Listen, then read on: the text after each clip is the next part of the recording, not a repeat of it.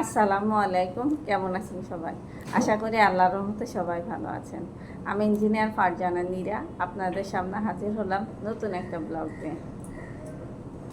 কড়াই মুছে প্লেটে নিয়ে নিচ্ছে, ভালো করতেছে, পড়ে গেছে, ব্যাপার না। বাচ্চারা ফার্স্ট টাইম খাবার রেডি করতেছে, খাবে ইনশাল্লাহ।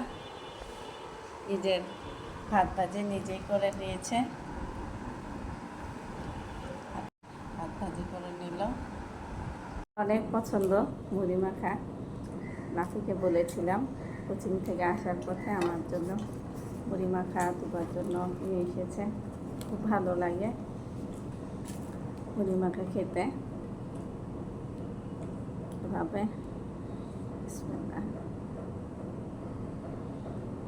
তো